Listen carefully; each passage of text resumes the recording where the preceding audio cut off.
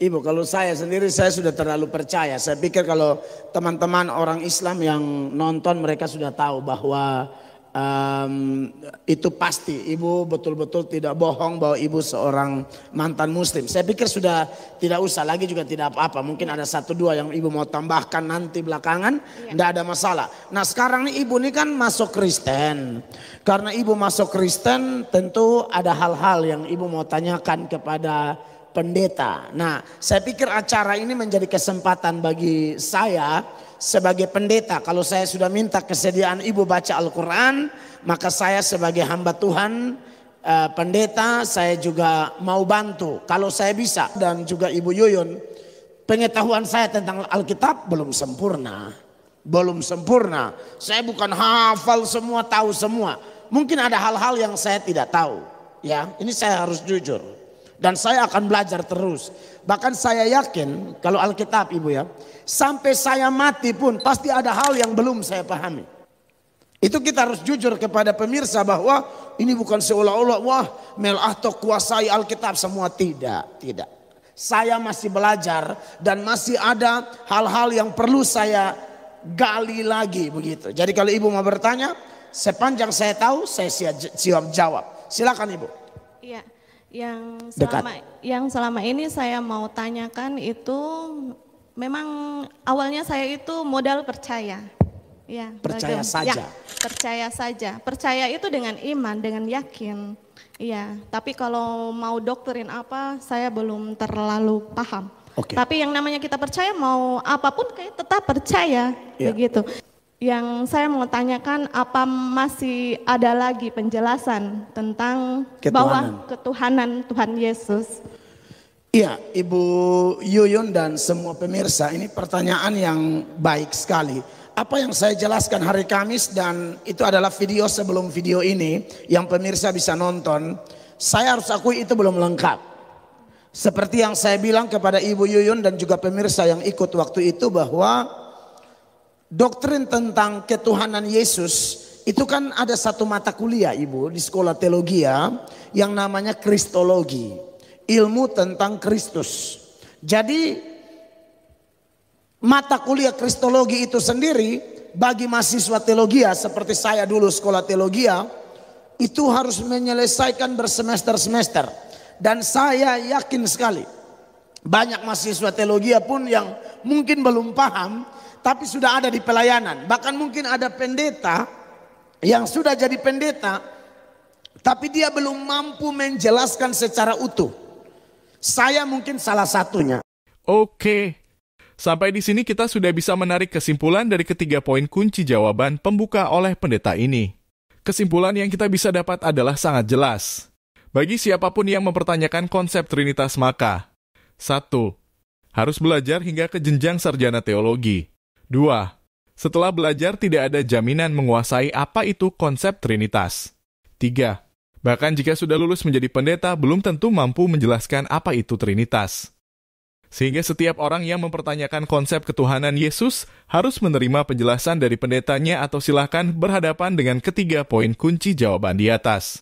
Berikut kita lihat video diskusi forum Kristiani lainnya dan lihatlah jawaban pendeta yang mirip dengan jawaban pendeta sebelumnya. Yaitu pendeta akan menanyakan status pendidikan teologianya bagi jemaat yang kritis terhadap Trinitas. Pertanyaannya apa?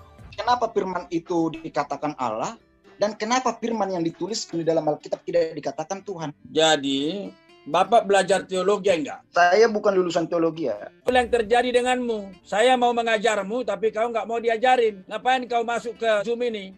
Dan diskusi berikut ini adalah contoh lain bahwa walaupun sudah lulus teologi bahkan sudah menjadi pendeta belum tentu paham apa itu Trinitas. Bukti saya melanggar Alkitab? Coba, ajaran mana? Saya udah jelaskan tapi kamu nggak ngerti. Nah, kapan Anda jelaskan sama saya? Sekarang saya kasih tahu. Allah Tritunggal itu menurut Alkitab adalah satu esensi tiga pribadi.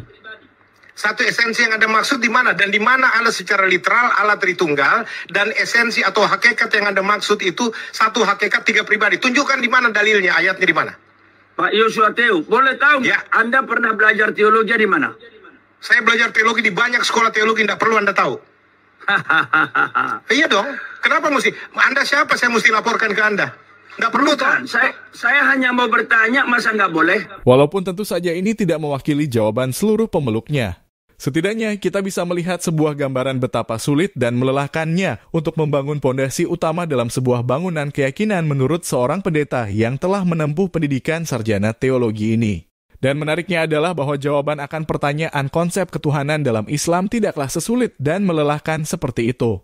Tanpa bermaksud menggurui saudara Kristiani kita, jawaban ini kami tujukan untuk kalangan kami sendiri demi menghindari munculnya Ibu Yuyun yang lain. Konsep ketuhanan itu haruslah mudah dimengerti dan ringan untuk dipikirkan agar bisa dianut oleh setiap manusia yang memiliki anugerah akal. Konsep ketuhanan dalam Islam tertulis jelas dalam Al-Quran pada surat Al-Ikhlas. Mari kita simak penjelasan lengkap seorang ulama perbandingan agama berikut ini. Definition of God as such. The brother asked a very good question, very important question, that he wants to know one thing which has been always in his mind regarding the concept of God in Islam. And the definition also includes many things which is negation, and it contradicts the definition of the other faiths.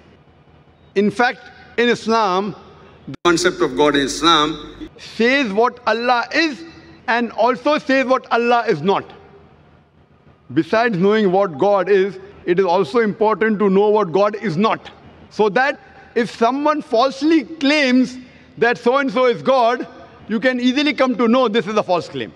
As far as the reply to what is the definition of Allah, the best reply that any Muslim can give you is from the Quran, from Surah Ikhlas, chapter number 112, verse number 1 to 4, which says, Kul huwallahu ahad. Say He is Allah one and only. For example, I'll give you an example. There are some human beings who say that Bhagwan Rajneesh is God. Now I will give you a sample. Why do we use this negative also? Now we'll put this Bhagwan Rajneesh to test. The first test is, Qul huwallahu ahad. Says Allah one only. Was Bhagwan Rajneesh one and only? Was he the only man who has claimed divinity? There are hundreds who have claimed divinity, and in this country of ours, India, there are thousands of men who have claimed divinity. Thousands of people have said that they are God. He's not the only one. But Rajneesh Bhakt will say, no, Bhagwan Rajneesh is unique. So let's go to the next test. Allahu Samad. Allah, the absolute and eternal. Was Rajneesh absolute and eternal? When we read his autobiography, we read there that Bhagwan Rajneesh, he was suffering from asthma, from diabetes mellitus, from chronic backache. Imagine Almighty God suffering from asthma, from diabetes mellitus, from chronic backache. The third test, Lam yalid wa lam yulad. He begets not, nor is begotten. We know Bhagwan Rajneesh, he was born in Madhya Pradesh, and he had a mother and father. And in 1981, he goes to America and takes thousands of Americans for a ride. And in the state of Oregon, he starts his new center known as Rajneeshpuram.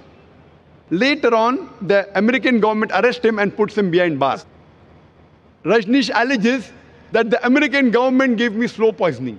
Imagine Almighty God being slow poisoned.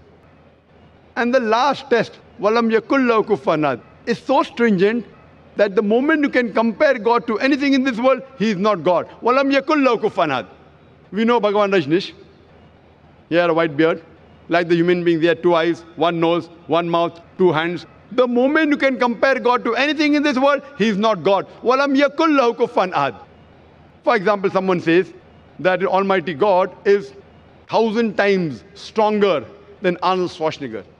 You may have heard the name of Arnold Schwarzenegger, the person who got the title Mr. World, strongest man in the world, Mr. Universe, the strongest man in the universe. The moment you can compare God to anything in this world, whether it be Arnold Schwarzenegger, Dara Singh or King Kong, whether it be 1,000 times or 1,000,000 times, the moment you can compare God to anything in this world, He is not God. Walam yakul lahu kufuwan ahad. So this, brother, is, in short, the concept of Almighty God. Hope that answers the question. Thank you so much.